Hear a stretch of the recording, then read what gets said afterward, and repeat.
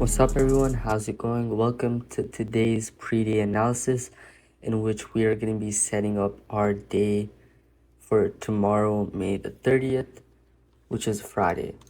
So what we'll be doing is we'll go over the overall context of what happened today and recently and set up some preferable outcomes here for tomorrow. So let's just go ahead and remove everything that we have on our ES and NQ charts. If you want to know about how we lost 2 trades today, go and check out the trade recap, which we have posted on our channel here today as well. But let's just go ahead and chart on the higher time frames to see what the market is doing right now and see if there's any place in which we can make profitable trades. So let's dive straight into it. First thing I'm noticing is on ES, we recently have swept these lows right here. And after we've swept these lows, we have made a higher low, and now we're just staying above those lows. We don't know if that's going to result in a reversal towards the upside or continuation towards the upside. That's where our continued analysis comes in. So you swept those lows, we have main liquidity there, we have main liquidity there, there as well, and also there. I'm not going to mark too far out because there's no point, because we're not going to move that far in one day. But we're just marking out the highs and lows of different ranges that haven't been swept quite yet. I'm also looking for the case that there are any zones that we may be close to. So there is a 3-hour zone there, or 4-hour, I mean, which we will mark out. And at the tops of these candles, more main liquidity. And main liquidity is simply liquidity that is found on the 4-hour because it holds the highest amount of significance. So we have that entire area right there, that right there, and you can just mark the main one up there and perhaps this one. We don't need to worry about all the fluff because we're not heading there in a single day.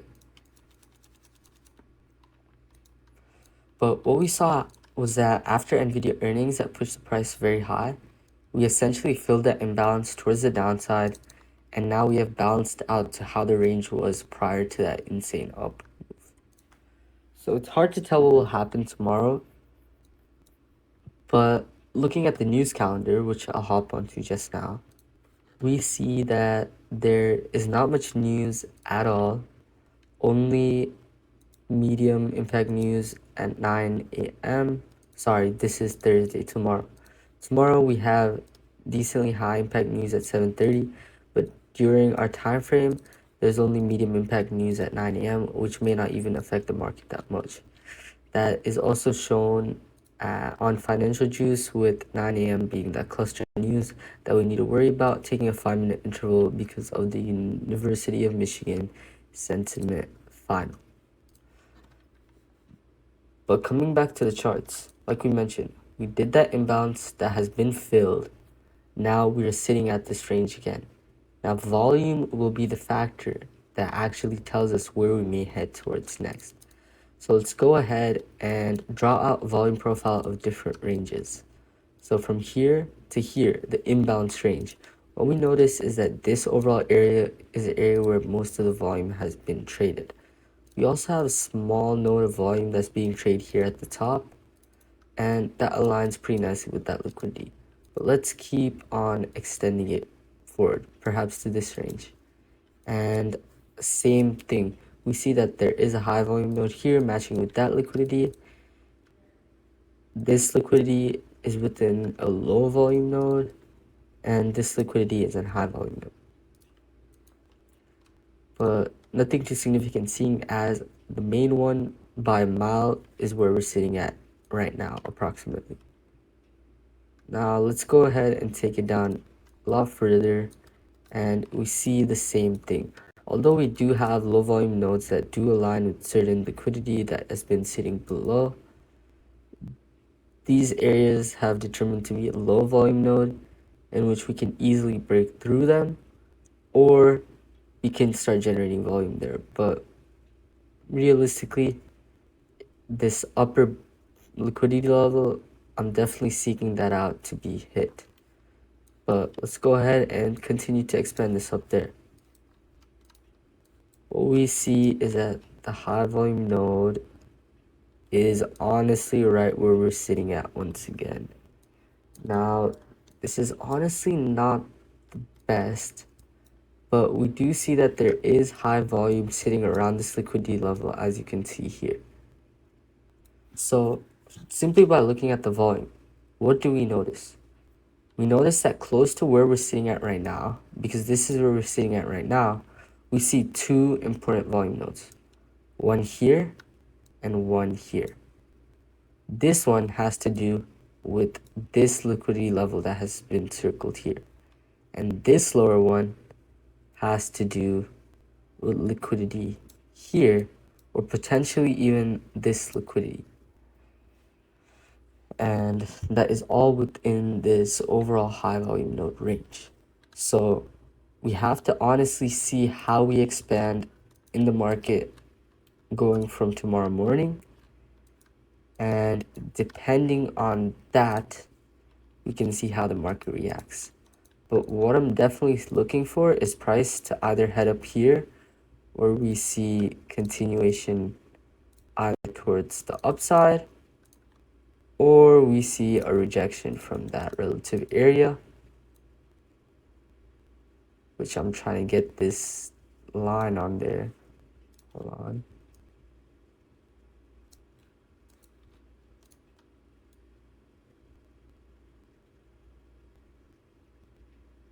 There you go.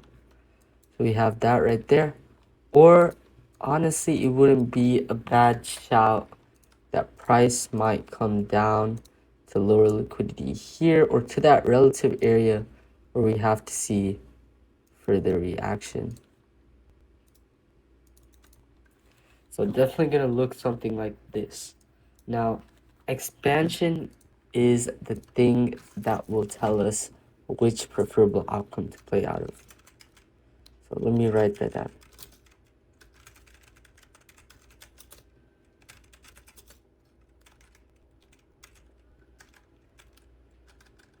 Which outcome, let's say. You can call these whatever you want. You can call them preferable or predictable outcomes. Essentially the same thing. You're setting yourself up with things that may happen and things you are going to prefer because you can actually play off of them. And this is essentially the only thing that we see happening. In one day, especially within a session, right? As you can see, today's session was not too trendy if you look on this time frame, but we can definitely make a move up to this level or down to this area. And if we head up to this level and break it, there's a decent chance that we might head all the way up to there. And the reason is because if you look at the volume that has been traded here, volume is all here. There's literally barely any volume that's been traded throughout this range, meaning that if we don't start making volume at this range, we can break through and head straight towards these highs.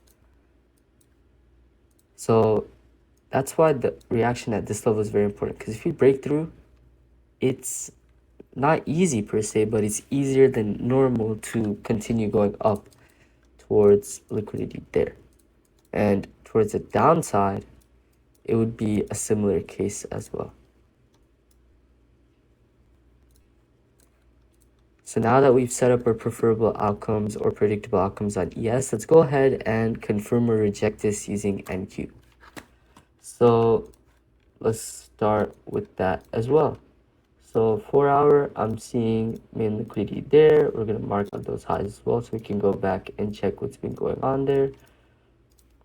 We see that these lows have been swept and we've been wicking it for the past 12 to 16 hours. We haven't closed below on the 4 hour.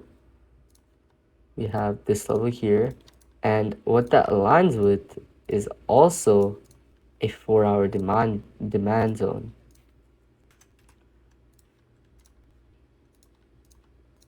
That's very, very interesting. We see that in this 4-hour demand zone, we had this liquidity level, and at that liquidity level, we are wicking on the 4-hour time frame, and we're struggling to close below it essentially.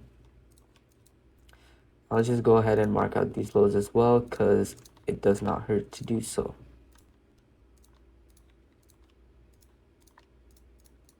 Let's go over there and see if there's anything there. Not much, just main liquidity levels, which we will mark out as such.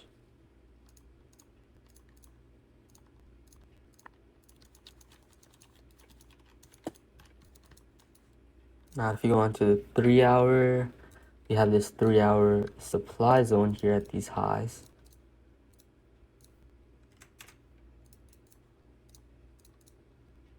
Can get rid of that now.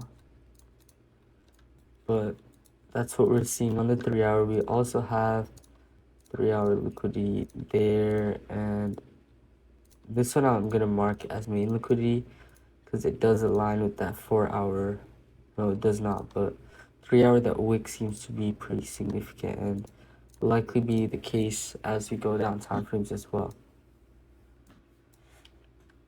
2-hour, we see that wick there, we see that nothing new per se. We do have this 2-hour demand zone here. I think that was on ES as well, but we just didn't mark it out. Or am I saying ES? It's a 2-hour.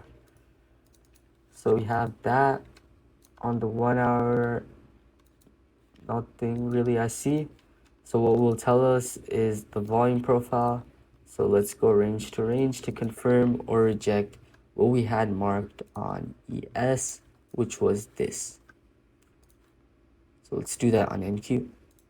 On NQ, first let's mark out this range right here, the imbalance range. And we essentially see the same thing. Volume has been distributed throughout this entire range. Not much volume here, but we're still holding that area, which is a good signal for seller absorption. Now, volume is above the point of control at least, and majority of our volume has been traded up at this upper barrier. And that could potentially lean us towards a bias that we might actually head up and take out these levels first before any action. But let's continue to expand our volume profile here on NQ. We see same thing, majority of our volume there, but also volume being distributed here at these 2-hour. But yeah, majority of our volume is clearly at these two levels. Oops.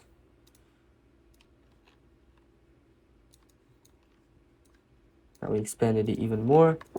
We see that that is still going to be the case. It did drop a little bit, but still majority of that curve, that looks pretty sus, but majority of that curve is around this area, which is above from where we're sitting at right now. And our other closest node is right at this 2-hour level. Now let's continue to expand and see how we do there as well. So I'm looking for if it looks the same like how we saw on ES, right? Here at these 2 hours, we still see volume.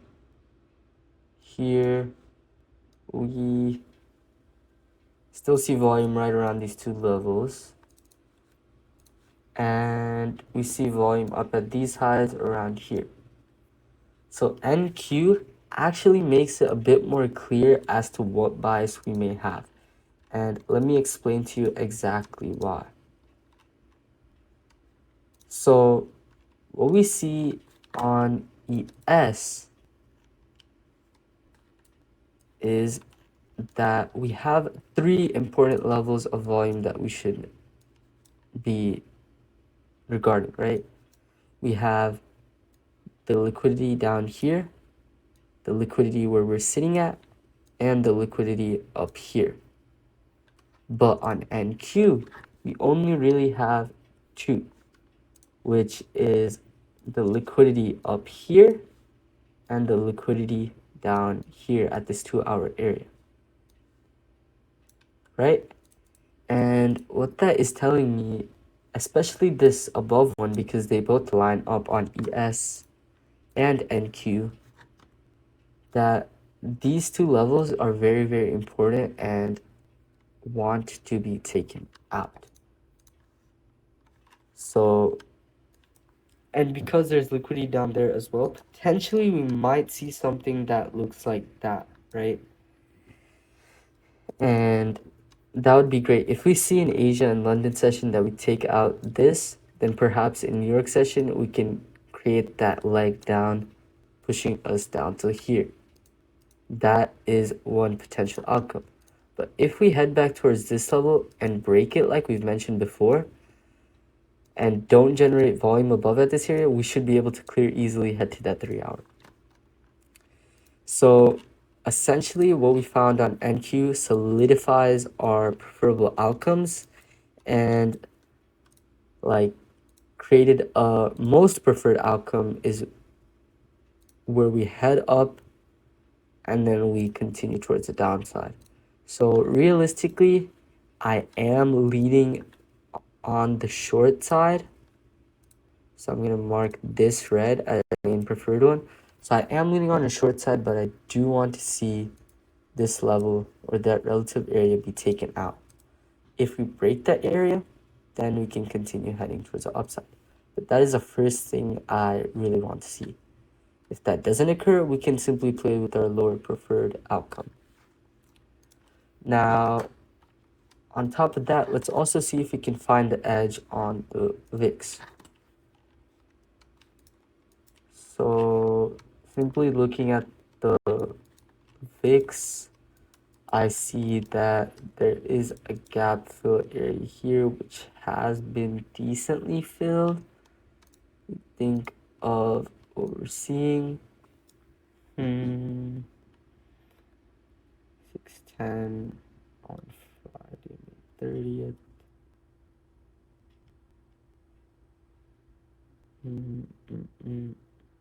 Continued to go down. Came back up here, continued to go down. And now we're balancing around this area. Yeah, so honestly, I don't really have any edge that I'm seeing from the VIX. I do see that we do have these levels down below that have not been taken yet, which could mean that upside may occur on NQ and ES because a downwards move on the VIX is an upwards move on NQ and ES. But looking at how we've moved recently, we very well could come up towards the top. So like we've said, like before, expansion will determine the outcome that happens here tomorrow. And that's honestly where I'm going to leave it off here for today. To conclude, we looked at volume, we looked at the volume profile, variety of liquidity levels, supply and demand zones, and more to generate preferred outcomes and set ourselves up for success here for tomorrow. We also looked at the news as well on Forex Factory and Financial Juice to understand where we should trade and when we shouldn't trade. But that's essentially all. If you had any questions regarding the concepts that we've discussed here today, please feel free to join the Discord server. Everything is completely free and you may gain something out of it. Additionally, if you want to take advantage of the different tools that I use in my other videos, including footprint charts and Bookmap, they're all linked in the description down below. As a partner of Addis, you guys can take advantage of my referral link. Now, that's all I have here for today. I'll see you guys tomorrow for first the trade recap and market analysis session, and then the pre-day analysis session as well. Actually, no pre-day analysis session because Saturday is not a trading day. So I'll see you guys tomorrow for market analysis and trade recap session. I guess I'll see you guys then. Goodbye.